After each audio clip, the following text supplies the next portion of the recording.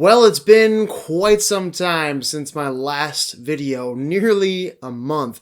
But do you blame me? I mean, there's barely been any big releases the past 28 days. I can only think of one movie that was released in theaters this month that made about $30 million or more, and even that wasn't a big movie.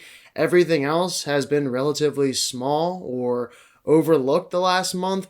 So, yeah, there hasn't been much content to talk about, except for a few big TV shows, but usually I only talk about TV shows after the entire seasons are over. So, there's been finally one big release this month in September, and that is Don't Worry, Darling, the highly anticipated by many critics and fans of Harry Styles, Olivia Wilde movie that has been extremely controversial. This is Harry Styles' first movie since his big screen debut in Dunkirk, unless you count that cameo in Eternals, which I don't. And this movie sees Harry with the Florence Pugh as a couple living in a remote community where the men go to work in a secret location every day while the women stay at home. But of course, things aren't what they seem. What would Don't Worry Darling be without its controversy? There's everything from Olivia Wilde cheating on Jason Sudeikis with Harry Styles during the filming of this movie to Harry Styles supposedly spitting on Chris Pine at the premiere. It's been crazy behind the scenes at Don't Worry Darling, and I'm not surprised that so many critics and fans had this preconceived idea that the movie would suck. And that's exactly why I think the movie has such bad reviews. But I was one of those people that did not care whatsoever about the controversy. All I wanted out of this movie was for it to be good. And hence, it's not as bad as people say. In fact, I really enjoyed Don't Worry Darling. If you're somebody that doesn't care about Hollywood drama like myself and are just looking for an enjoyable movie experience, you're going to find it here. I have no idea why people hate this movie so much. The best part of Don't Worry Darling is its concept. I've always been a sucker for movies like this where characters are living in this spectacular paradise and nothing could go wrong, but in reality, the past of this environment is much more sinister than it originally comes off as, and things are not quite as they seem. And that is the case for Florence Pugh, who went through hell in Midsommar, and now you're putting her through double hell in this film. What's spectacular about Don't Worry Darling is that it withholds information from the audience for 90% of the runtime. We never once know where it's going. And that's what I love about this movie. That's what makes it an enjoyable watch, a solid mystery.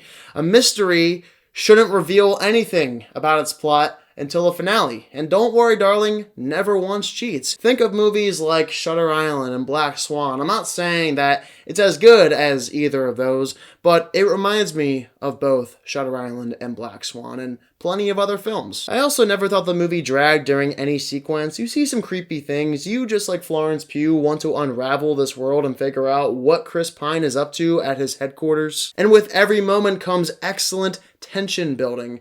The movie continues to rise with its suspense, and that's what you're looking for out of a mystery, especially one like this. And also, the performances really help elevate the tension in this film, especially from Florence Pugh, who, as you might have guessed, is excellent. Without her, plain and simple, the movie wouldn't have been as good. But unexpectedly, what surprised me most in Don't Worry Darling was in fact Harry Styles. And I know people disagree with me. They thought he sucked. They didn't buy him as an actor in Don't Worry Darling as his first lead role. But I disagree. I think Harry Styles was better than what most people are willing to give him credit for. And I think a lot of that has to do with the controversy behind the scenes and how they don't think he's a real actor because he's mostly known as a singer. But when credit is due, I will give an actor credit. And Harry Styles proved to me that he is more than just a singer. I liked him in Dunkirk, and I like him even more after watching Don't Worry Darling. He proved his worth as an actor in this movie, so I give him my respect. Other than Harry Styles, I heard a lot of people complain about the ending and brought up some plot holes, also the movie's themes, which personally I disregarded. I do not care about the movie's themes. I've seen themes like this before, and some people will say, oh, this is what the movie's all about, but I don't care. I enjoyed myself watching this movie. It's not about the themes at all for me. And I don't agree about the movie's ending. I actually liked it. It caught me off guard. It was surprising. I did not expect that. I think it further shows that I don't agree with critics or a lot of audience members on Don't Worry Darling. This movie is better than what people are willing to give it credit for. Now, it's not a perfect movie. It's by no means spectacular or one of the best of its kind. Of course, there are other movies in this genre that I prefer over it, but that doesn't mean it deserves a 30% on Rotten Tomatoes. It's much better than that.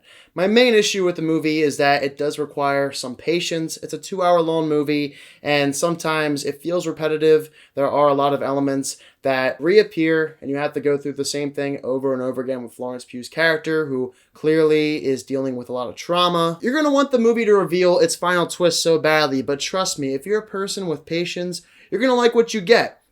The only other flaw I have with the movie is that there are some missed opportunities with the villain, and that's all I'll say.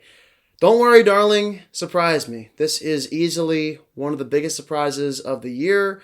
I've seen over 30 movies in 2022, all new releases, and I can assure you right now, Don't Worry Darling is on my top 10 of the year. Some people will be very angry about that. They'll have a lot of disagreements, but I found this movie very entertaining, and I have no idea why people hate it so much. I'm giving Don't Worry Darling an 8 out of 10.